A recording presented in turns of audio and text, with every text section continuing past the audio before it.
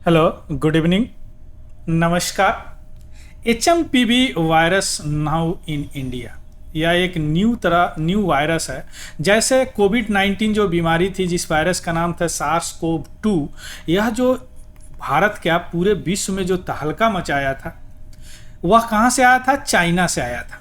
उसी तरह यह वायरस चाइना में कुछ दिन से उसी तरह इन्फेक्शन वगैरह तहलका मचाए हुए हैं, उसी तरह का आउटब्रेक था। यह लोगों को ऐसा लग रहा था कि यह कोविड की तरह ही या इस तरह का इन्फेक्शन वगैरह फैलाएगा। यह वायरस अब इंडिया में आ चुका है। कौन वायरस? HMPV वायरस, है ना। एक्चुअली HMPV वायरस ही है, तो वी वायरस। क्लियर। अब यह इंडिया में आ चुका है। इसका 2 केस डिटेक्ट किए जा चुके हैं, एक बंगलोर में और दूसरा गुजरात में।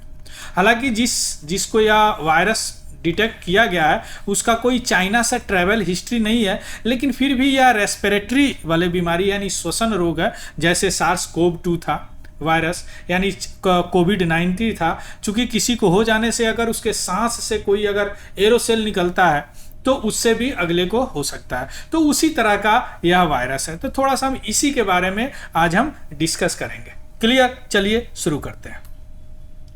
India reported the first case of HMPV virus, यानी ह्यूमन मेटा न्यूमो वायरस। इसका नाम क्या है? Human Meta Numa virus, HMPV। यह 8 महीने के बच्चे को डिटेक्ट किया गया है, जो प्राइवेट हॉस्पिटल बंगलुरु में भर्ती थे। इसके अलावा गुजरात में भी डिटेक्ट किया गया है। इस बच्चे का कोई ट्रैवल हिस्ट्री नहीं है चाइना जाने का, लेकिन यही कारण है कि यह वायरस जो है अभी चिंता का विषय है। क्योंकि अगर हो सकता है कि कोई और पर्सन जो चाइना से किसी तरह कंसर्न हो, और यह बच्चा जो इस पर्सन से कंसर्न होने के बाद में यह वायरस इसमें फैला हो, HMPV। क्लियर।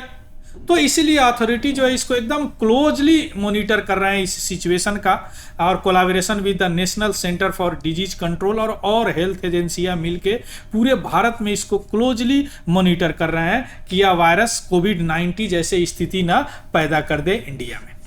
इंडिया ही नहीं, और कंट्री भी इस पे नजर बनाए हुए हैं। क्लियर। तो यह है क्या? HMPV, human Meta Numa virus, याद रखिएगा। अब इस वायरस के बारे में थोड़ा सा देख लेते हैं कि यह जो HMPV है क्या, किस जीनस का है, किस फैमिली का वायरस है। What is HMPV? Human Meta Numa virus. यह एक रेस्पिरेटरी पैथोजेन है, यानी श्वसन रोग है, श्वसन रोग फैलाने वाला एक पैथोजन है। यह एक वायरस है। क्लियर।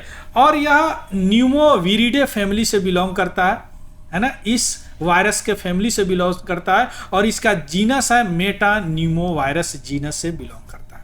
ये याद रखिएगा। फैमिली क्या है? न्यूमोविरिडे फैमिली, और जीनस क्या है? Meta Numa virus. इसलिए इसका नाम ही है ह्यूमन मेटा न्यूमो वायरस।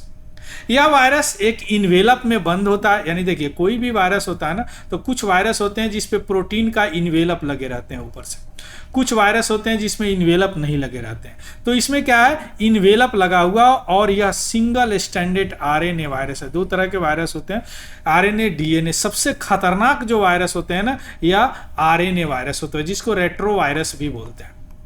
यह वायरस जो है किसी भी ह्यूमन बीइंग के DNA में यानी ब्लड में जैसे ही इन करेगा यह वायरस, तुरंत उनके DNA से मिलके यह फैलना शुरू कर देता है, रिप्लिकेट यानी उसमें बढ़ना शुरू कर देता है। क्लियर। तो RNA वायरस, जैसे HIV क्या है? एक RNA वायरस है। कोविड-19 SARS-CoV-2 क्या है?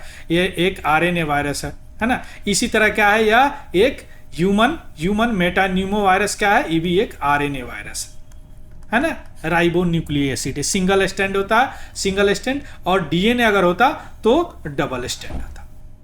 क्लियर। इसके कारण सीवियर रेस्पिरेटरी इन्फेक्शन भी हो सकता है, और कमजोर यानी थोड़ा सा माइल्ड इन्फेक्शन भी हो जाता है। सभी एज के पीपल्स में ही होते हैं। अगर इसके इंक्यूबेशन पीरियड की बात करें, इंक्यूबेशन पीरियड मींस वायरस को इन्फेक्ट करने के बाद कितने दिन के बाद लक्षण दिखाई देने लगते हैं, तो वह 3 से 5 दिन के बाद है। यानी 3 से 5 दिन के बाद में लक्षण दिखाई देने लगे, श्वसन रूपी रोग होने लगते हैं, सांस लेने में तकलीफ हो जाता है, सर्दी खांसी कफ वगैरह फीवर वगैरह होने लगते हैं। क्लियर। यह क्या है? HMPV, यानी ह्यूमन मेटान्यूमो वायरस। अब हम आते हैं ट्रांसमिशन, या फैलता कैसे है, या सिमिलर है, चूंकि यह रेस्पिरेटरी पैथोजेंस है, रेस्पिरेटरी डिजीज है, तो यह रेस्पिरेटरी सिक्रेशन से फैलेगा, यानी श्वास छोड़ने से जो भी एरोसोल, जो भी हवा निकलेंगे, वो अगर दूसरा कोई व्यक्ति ले ले तो उनको यह बीमारी हो जाएगी। कौन सी बीमारी? HMPV। या वह आदमी कफिंग है, खांस रहा है या छींक रहा है ना, और कोई पर्सन उनके कांटेक्ट में है तो उनको हो सकता है, या उनसे हाथ मिलाते हैं, टचिंग शेकिंग हैंड, तो उनको यह वायरस हो सकता है। यानी एज लाइक SARS-CoV-2 वायरस की तरह ही इसका भी इन्फेक्शन है। अगर सिम्टोम की बात करते हैं, लक्षण की बात करते हैं, तो माइल्ड लक्षण में कफ होगा, फीवर होगा, नजल कंजेशन होगा, नाक बंद हो जाएगा, बुखार होगा, खांसी वगैरह होगे, और सीवियर अगर होगा तो क्या हो जाएगा? सांस लेने में तकलीफ हो जाएगी, सांस नहीं ले पाया जाएगा। लोअर रेस्पिरेटरी ट्रैक्ट में इन्फेक्शन हो जाएगा, यानी कलेजे में इन्फेक्शन हो जाएगा, जो एक मेडिकल अटेंशन की जरूरत हो जाती है इस स्थिति में।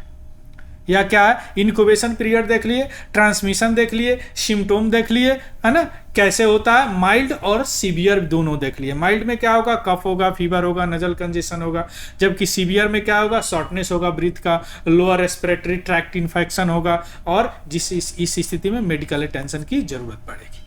क्लियर? अब हम आते हैं गवर्नमेंट क्या तैयारी कर रही है इस पे, इंडिया की बात कर रहे हैं।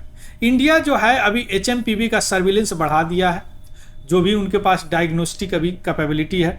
लैब टेस्टिंग अभी बहुत तेजी से हो रहा है, जो भी इस तरह के लक्षण हो रहे हैं उनका लैब टेस्टिंग किया जा रहा है कि कोई HMPV वायरस तो नहीं हो रहा है ना।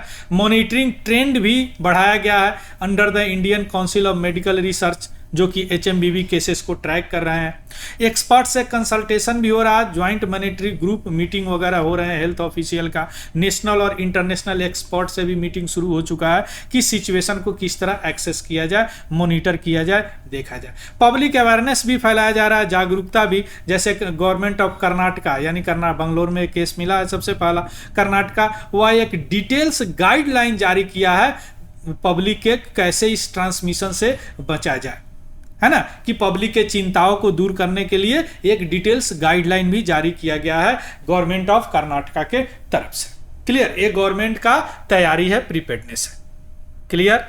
अब हम आते हैं कि क्या हमको ज्यादा चिंतित होने की जरूरत है।